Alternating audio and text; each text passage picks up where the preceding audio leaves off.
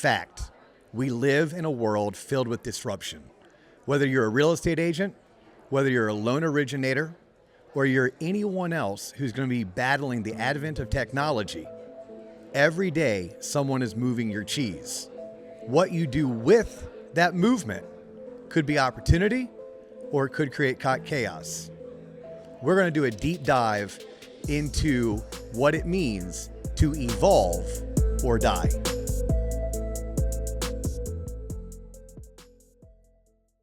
Ladies and gentlemen, boys and girls, children 18 plus, you are tuned in to Loan Officer Podcast with me, Dustin Owen, and a very special guest. He originally hails from Reno, Nevada. Today, you can find him residing in San Francisco, California. He is a ex-Taekwondo champion. He is a massive Atlanta Braves fan. He is a who's who in the mortgage industry, and now he spends the bulk of his time creating content for the real estate industry. He is my newest friend, Arjun Dhingra. Oh my God, I just called you by your brother's name. I never flubbed that. Oh my God. Yeah. That was incredible. First of all, I was like, oh my dude, God. what a great intro. You just like, I never flub it. No notes, nothing, and then Never. boom. All right. Well, now I'm going to start over. He is my new friend. He is not Neil. Neil's his little brother. This is Arjun Dhingra. Arjun, welcome to the Loan Officer Podcast, man. Thanks for having me on, brother. I'm a big fan, so this is an honor and a lot of fun to be able to do it with you. Yeah, it makes my heart smile knowing that you're a big fan because truth be told, you and I had to come out to Scottsdale, Arizona. Yeah. You weren't even willing to meet me halfway. You made me come to Scottsdale. No, but we are at the same event. We're at the Housing Wire event, The Gathering. Yeah. And I have known of you for years. I mean, my managing partner, Mike Smalley, knows you. You coach with Kai McBride. I've had Kai featured as a TLOP exclusive for our coaching community. Right. Kai once coached me, yet we've never had the chance to get together. So my hope is that this is like day 2 of a forever friendship 100% that we'll be able to synergize and collaborate for as long as you and I want to continue doing what we do for a living. 100%, brother. You said it best. I mean, we've known so many people and been in each other's crosshairs and had all this synergy and overlap in terms of friends and colleagues. So it's nice to finally connect, man. Yeah. A lot of respect for what you do. Thank you. A lot of respect. Thank you. And shout out to your brother, Neil, because it's total flub. But, I actually talk about Neil on the show because to me, he was the first guy that started doing content that I knew of at a high level. Big time. And in fact, I didn't know Neil. I was out to dinner with Renee Rodriguez. Yep. And Renee and I were down in Fort Lauderdale. And he's like, yo, you know Neil? I'm like, nope, never heard of him. He's like, you should check out what he's doing. Yeah. And from there, I mean, he has helped shape the content creation for real estate and mortgage professionals. Now I'm sure he does outside of mortgage and real estate, but at that time, 3 years ago. And then it's cool getting to know your story that you're like, yeah, actually, why do you think Neil got into it in the first place? Yeah. Big bro came through. No, he led the way. Did he? Both. I was always on social because I used it the way everybody did, which was to keep in touch with friends, family, college buddies. And for me also, like all the people I knew through the Taekwondo world. Yes. Globally, that's how we stayed connected, made the world smaller. And then he was always anti-social. Like we joke about it something like he thought this is where people would waste their time and it's a productivity killer or where you go to like meet your next hookup or have an affair or whatever. Like it's not good for you, right? Yes. He didn't like it. So then he just went all in on it. We got to a point where we were all in our business starting to get really commoditized, kind of boxed in. It was almost like our backs were against the wall. We needed to do something to evolve or potentially our careers were going to be on life support. We had to make a shift. So we both went to a Gary Vee event and the light bulb went off. And Neil was already kind of all in at that point already. Okay. He had gone to a private Gary Vee thing that he got to meet Gary at, which I think just for him just propelled him. And then he kind of led the way. And to your point, as Renee introduced you to him, Neil was doing this before anybody was. He was disrupting this space for lenders and realtors before anybody was. We're all just kind of following him now. Yeah. Yeah. No, it's fantastic. So to walk the audience through so they don't have to go to LinkedIn and look you up and then figure out your bio, you've been a mortgage lender for the bulk of your adult life. Yeah, it's for 24 years almost. Yep. Yeah. And you are a hardcore producer. then a producing branch manager. Now you're more non-producing, right? Your team runs your production. Right. But for our audience who themselves are loan originators, please know that this dude knows his stuff, right? I try to, yeah. He's done a loan or two or a few thousand Yeah. in his career. But so much of what you're trying to do with what I call, for guys like you and I who are in our mid-40s, the second half of our career is more bring positive change, influence others, to allow them to make sure they're evolving so that they don't die, as whether it's their soul dies, right, or their business dies off. Right. Walk us through all the things that you've been doing and what it means to you when you're like, yo, either evolve or die. What does that mean to Arjun? Well, I think the industry, it falls flat. And we got to also remember, like, in the wake of what's going on now, right? We're here at Housing Wire, and the talk of this whole conference has been the lawsuits and all the disruption. People got to sometimes stop and think, rather than getting mad at the disruption, the way agents did when discount brokerages came about, the way taxi cab drivers did when Uber came out, or the way lenders did when e-lenders came out, right?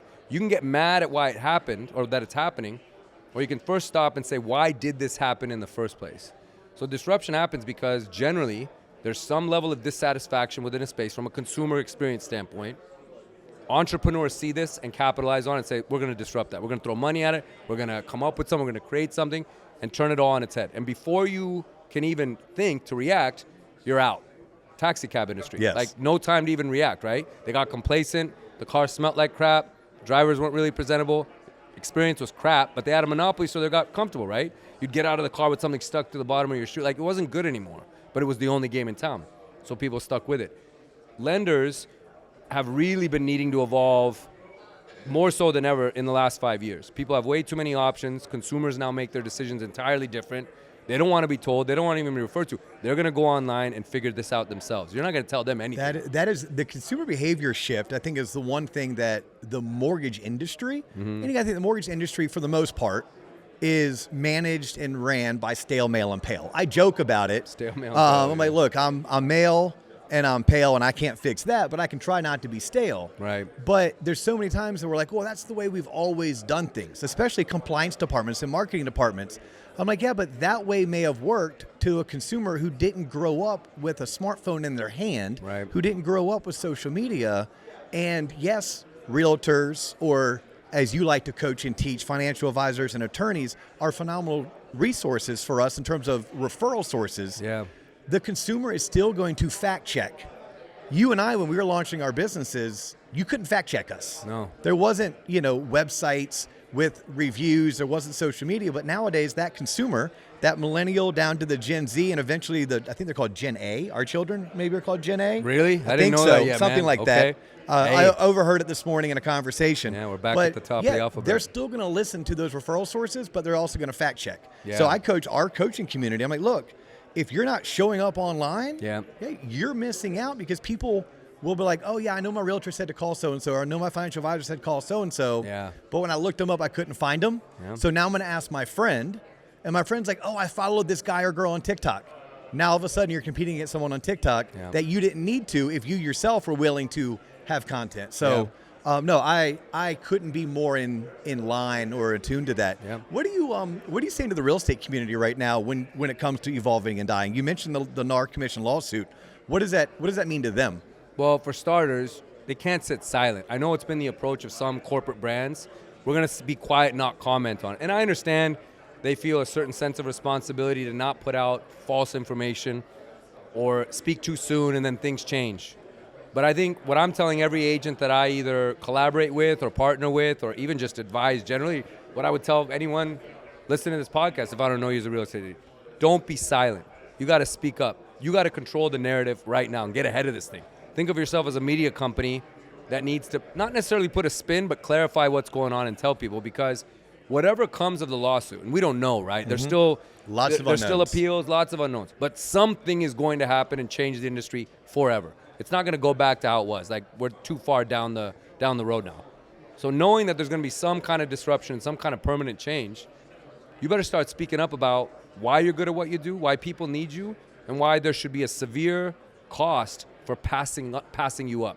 So what's it going to cost about you? Value. Yeah. What's it going to cost value. somebody? A lot of people have been nervous. Like, I don't know how I'm going to tell people what's it going to cost to work with me? I flip that on its head and go, no, you should be telling people what's going to cost to not work with you. What's the cost of passing on you and trying to do this on their own? So if I'm an agent, or if I'm telling agents, it's start talking about the value you bring, start getting really good at and voicing it. Step into these mics. Take every opportunity that you can to share and collaborate. Use your phones. Speak up. So I love that you use the word media and company together. Yeah. Because I just had Clayton Collins on, right? So we recorded with Clayton, who is the founder, CEO of HW Media. Right. HW Media is what purchased Housing Wire. Right. It's funny, he corrected me on that because I said, oh, he's the founder and CEO of Housing Wire. I said, well, technically I'm not the founder. No, he purchased it, okay? Right. So he is the CEO, he is of Housing Wire. He founded HW Media, but I coach loan officers that you work for you, first name, you last name, comma, LLC, a division of. That's right. Whether it's Western Alliance, whether it's Waterstone, Guild, Cross Country, that doesn't matter. That's right. So I love you saying you're not only your own company, you're your own media outlet. That's right. So Clayton has HW Media. That means I must have DO Media. Yep. And I get to A, be the source of information, and B, control the narrative. That's right. But if I don't have a narrative, or if I'm not willing to publish my thoughts, then what good does it do? Right. Okay. Speak more a little bit. So selling value. Mm-hmm. Realtor came up to you and like, hey, Arjun, what do you mean by sell value? Like, do you have a couple go-to scripts that we're willing to share? I think you gotta be clear on why you're good at what you do, right? And I know that sounds cheesy, but like, what is it that brings you? What is it that makes people want to work with you? Why are you different? What success have you had that somebody else didn't have? What wins have you had, right? Like I think of a coach, like, if you're a coach that's won a few titles, you should be touting that, right? If you've had a high success rate of getting a lot more people into homes or whatever your niche is, you got to be able to tout it. You got to be able to talk about and show how you're different. So the advice I give is figure out what that is. And I don't mean like I'm a fierce negotiator. Yeah. I'm always there for my clients. I answer my phone at all hours. No, that's just, I mean, these are things that anyone can do. And quite honestly, and their expectations. That's what's expected. Totally. That's the baseline, right? That's the floor. If you can't do that, you shouldn't be in the business. And let's be honest, AI or some robot's going to do that for you anyways, which means your days are really numbered. But, elevate. Go a little bit deeper on this and, and get really clear on why you're super good at what you do, why you're so indispensable. That's the other word I like to use. Because if you're that valuable, you're that indispensable, there's always going to be a need for you in any market, regardless of what comes out there. How fast technology evolves, there's always going to be a need for you, and so that's what I tell you. It's interesting. Like that's what you're coaching and teaching the real estate community and your various speaking engagements and the content that you're creating. Yeah. And then you probably look at almost any sales profession, right? You and I talk mortgage and real estate because that's what we know the best. I'm sure we know a thing or two about real estate investing or a thing or two about personal brand or e-learning, but the bulk of what we do. But it's when I start talking to outsiders and giving advice to outsiders, like they too need to be hearing this because they too speak in a manner that it's always baffling. I'm giving an example. It's like, don't tell me what you do. It's like, tell me how you help me. Yeah. Like, this is not an interview where you get to tell me how great you are. This is an interview where I get to tell you everything I need you to do, and then you be able to say, yep, and here's you using stories. Here's how I've helped people just like you. You're a problem solver, man. Yes. So like the probably one of my pet peeves for the loan officers. Look, I love promoting my LOs that make the Scotsman Guide. I think it's really cool. It's a hell of an achievement. It is a who's who. I don't know if a realtor or a financial advisor or a divorce attorney is going to refer me because I'm the Scotsman Guide. Right. I don't think that a consumer gives two shits They don't. if I'm in the Scotsman Guide. You know what they want to hear me say, especially the realtors and the home buyers? Last month, I helped 3 people get their offer accepted, and here's how. That's it. And because I helped them get their offer accepted, they didn't have to go 10 or 20 grand over ask, and this was my strategy. Yep. Right now, all of a sudden, that I'm putting myself in a position of value. Yeah. Hopefully, at that point, whether or not my processing fee is $6.95 or $2.95 shouldn't matter, and whether my rate is 7.25 or 6.99 shouldn't matter, because I'm the guy that gets shit done. That's right. And I think when I'm hearing you say to the realtors, they need to be the guys and girls that get shit done when it comes to buying and selling real estate. Everything else is kind of either the baseline or it's a bunch of white noise that probably gets in the way of the real meat and potatoes. When you have no Renee, who's our mutual friend, right, our good buddy, he taught me this a long time ago. He called it the price value matrix. When you have no value to offer, it only comes down to price, right? That's all you have to offer is price. You're commoditized. Yeah. What's your rate? Or if you're an agent, what's the cheapest fee I can pay to get me in this house? Or do I even need you, right? Because you have no value. When you have so much value that, again, you're indispensable, or like it's going to cost me a lot of money to not work with you, right? I'm screwing myself if I don't work with you. Then the price doesn't actually matter at all. Because you got price, then you got cost.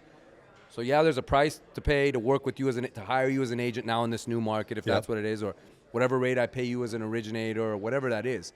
I pay that, but the cost comes later. And that cost is either diminished because you were really valuable and you got great advice up front for the price you paid, or that cost is a lot because you skimped and went really cheap here, tried to cut a lot of corners, and then you pay a much heavier cost at the end. What are your thoughts when it comes to value? I mean, you've tried and true. You grew up in the industry, so I'm sure you've made more mistakes than most. Yeah, right? lots. Many of I us still make them. Yeah, many of us who get to certain levels of success, I joke. I'm like, look, I got to where I got because I ran harder, I fell more times, and I kept on doing it. Yeah. And hopefully learned along the way. But it's like all I've done is made more mistakes than other people. I can only imagine you've made more mistakes than the average person. When you think of value, and someone's like, damn, I'm listening to these guys, but I don't know if I'm hearing them. How would you suggest or coach someone to go and learn how to bring value? Like, was there a course you took? Was there a resource that you leveraged? Was it a book you read? I'm just curious, if someone want to learn more about how they could become more valuable, what resources would you point them towards? You're not going to figure that out overnight. I'll tell you this. I've gone to enough conferences. You do the same thing. You attend so many events. I've been in lots of rooms with really successful people. And there's a few traits that they all seem to embody. And I think this is step one, is to kind of put yourself in these kinds of situations, because then the value, which is kind of this answer that needs to come to you, you're not going to necessarily find it. It'll come to you. You'll figure it out in time. So you're not going to do this overnight. Okay, you're not going to listen and say, oh, there's my value. I got it figured out. Unless you're clear on it. Yeah. So mindset, become an endurance athlete. Yeah. Like understand that you're not going to run a marathon tomorrow. No. But if you train for 9 or 10 months, right, you very well can knock out a marathon. Totally. Okay. And I tell you this, like being in these rooms amongst a lot of these successful people and just asking or kind of noticing what the common traits are, it's first that. They're always getting into rooms. Any chance they can get to learn and be around much smarter people, they will do it. They are relentless about sharpening their craft, trying to learn something new, get sharper, get better, improve, right? As an athlete, you know that if you're training for a big race or some type of endurance event, it's not going to happen overnight. You got a 90-day plan, 120-day plan. Every day's a step. I got to sharpen the craft. And the last thing is you never, ever bitch about the circumstances or the market. The best agents and the best lenders, they're not bitching about the market. They work with the hand they're dealt. Yeah. They're playing right here, right now. They're staying present. They're not wishing for lower rates or wishing for more inventory. They're dealing with this market as it is. If you function with that mindset, first of all, you'll already be very different from everyone else we compete with, because you and I both know a lot of people are not using any of that. They're they're bitching about things. They're not getting into rooms. They're complaining, and they're just waiting for the market to change rather than for them to change and evolve. But if you do that enough, it will start to get very clear and apparent to you what makes you different, why you're good, and where your value is, and then you'll have it. The play Hamilton, which is one of my favorite Broadway plays, it's in amazing, the room where it happens. Yeah. Like, this show is very much about introducing people into the room where it happens, letting them hear the conversations that maybe they weren't a part of because they're not talked about in their current branch, or wasn't talked about in their household, or it wasn't taught to them in their 12th grade English class or home ec class or whatever class they were taking in high school. Yeah. But this is a entry-level point, right? These conversations that you and I have and we record and we put out there for free. Yeah. Like, think about it. It's free $99. Yeah. Is what it costs. $3.99. I stole it from Amir. I love it. Or like JC, who produces the show and typically is my co-host. He's like, if it's free, it's for me. Yeah. But this is a baseline to get you started. Coming to the conferences. I mean, I coach 2 conferences a year. Hopefully one your company puts on, and then the other one you go out and do on your own. Whether it's the gathering at Housing Wire, or it's going to be Mastermind Summit that we're speaking at next month. Oh my gosh, next month. It's coming up. Vegas, June, right? June in Vegas. Shout out to Matt Emery and team. The TLOP crew is going to be there. I think I get the main stage at 9 a.m. on a Thursday. I'll be there. Will you? Yeah. All right. In attendance. Well, check this out. I know that I'm the young buck. I know that I'm the new guy. All right. When you pull 9 a.m., only the hardcore show up at 9 a.m. in Vegas in the summertime. That's right. Right? That's but right. I'm thrilled. I'm very happy to be there. But if people want to be in the room where it happens, yeah. You want to be around other successful people who are getting after it? Yeah. Then yes, you should probably look at coming to Mastermind Summit, Yep. or next year coming out to the gathering, depending on where you are in your career, because this is where these types of connections happen. Big time. And I got to admit, like, I had a badass conversation with you yesterday that I'm a better person because of it. And when I looked at when I looked at the cost of coming out here, I was like, yeah, that was worth $3,000. 100%. Like it the was. conversations I had yesterday alone was worth $3,000. There's the price value matrix again. Yes. Right. Evolve or die. You started getting into this just a second ago before I went on my my diatribe of going to awesome events, but you made a reference to people needing to evolve because it was the market. You were like, look, don't quit bitching about the market. Because successful people, to me, those are successful people are evolving. Is that what you're alluding to when you're giving your advice about quit bitching about the market? That's it. Yeah. I think, like, using martial arts references, you got to have footwork. You got to be good on your feet. Everyone's got a plan that they want to execute, right? And even sometimes the most prepared people fall short.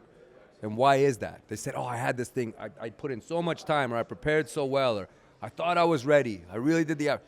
Then why did they fall short? Why didn't it work out? It's because there's no adaptability in there, right?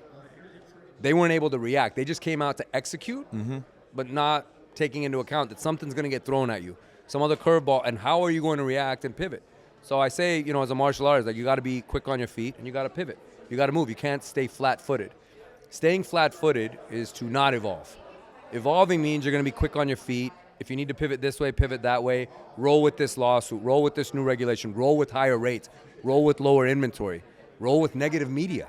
You have to keep evolving. You have to understand that, and here's another great martial arts analogy because it's from Bruce Lee, who everyone knows, right? Yes. Bruce Lee always says that human beings are merely works of art who mistakenly think that they are sometimes done.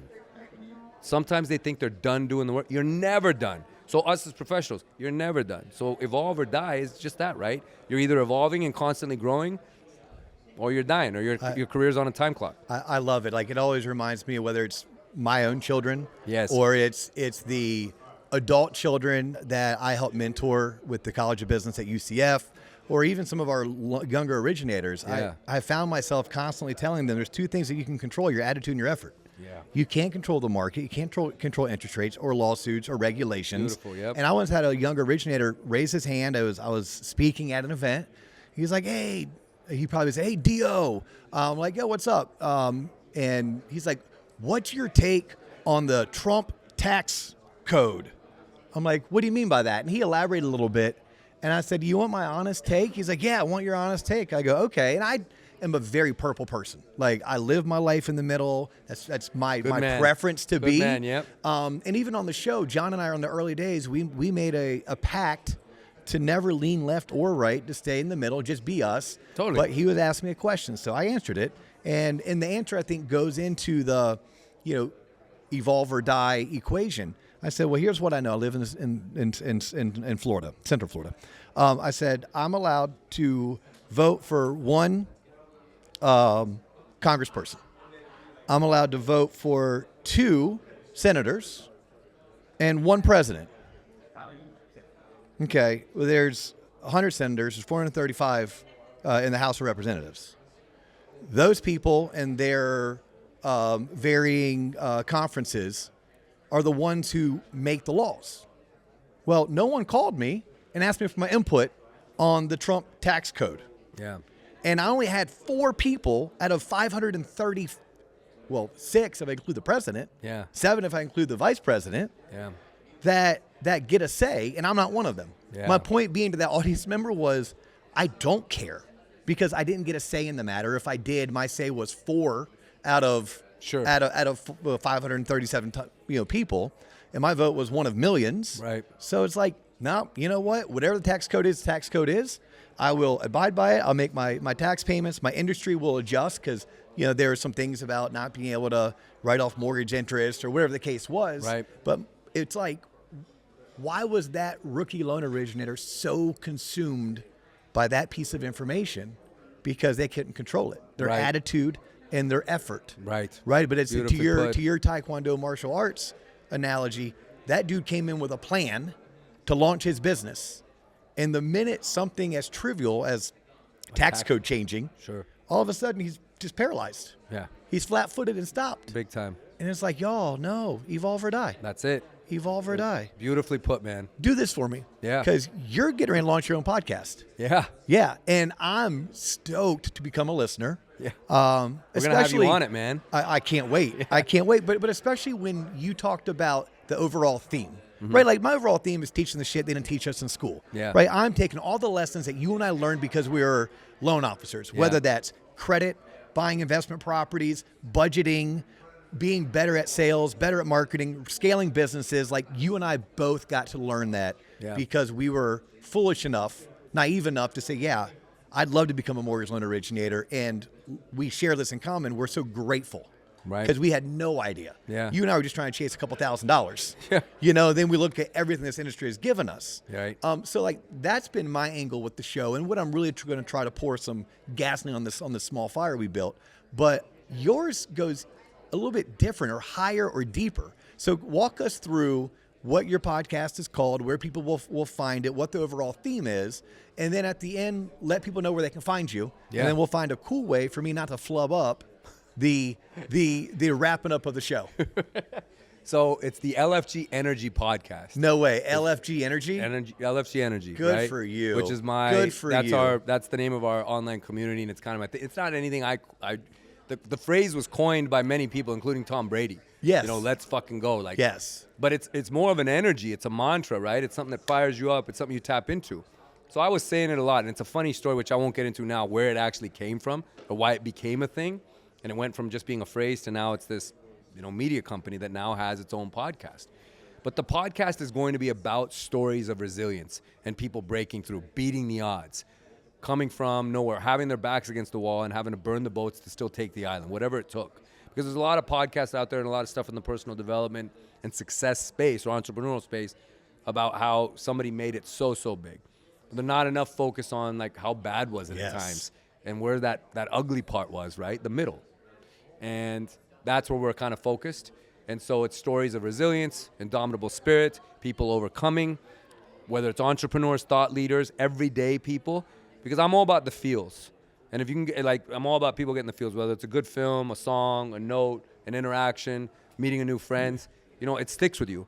So a lot of the themes and a lot of the stories from the podcast itself, whether it's me talking or when I have a collaborative guest, you're going to get that. And it's my hope and mission and kind of passion now that I want to put as much of this out there to help people kind of see that, they're not stuck where they're at. If other people overcame that aren't very different from you and I, you can too. You'll get to where you need to go. It's put one foot in front of the other. Just get resilient again. I feel like society's gotten a little weak and soft now. Yeah. So it's time to fire up and let's effing go. But you'll be able to find it on all the same platforms that you find any Spotify, podcast. Apple, Stitcher, the whole kit and caboodle. YouTube? It'll be, we have a video version on YouTube as well. Awesome. So we'll be there. And then when does it launch? Later this summer. Later this summer, okay. I'll let Coming you know, man. soon. Coming soon. And then as far as where I'm at, you can find me Arjun Mortgage on Instagram and any other social media platform. That's where I'm at. I love collaborating with people and connecting with this industry or outside. So reach out and connect, and we'll make something happen. Brother, I so appreciate this. Like, I appreciate you taking the time. I appreciate the time we took yesterday. Yeah, me too, and man. all the hours we're going to spend together here the next 10, 15 years doing what we do. He's Neil's big brother, also known as Arjun Dhingra. He is now TLOP's latest contributing friend. Check him out. Keep tuning in. Unfortunately for y'all, this is all the time we have for you today. Thanks, brother, But for we do having me look on. forward to catching you on the next episode. Peace.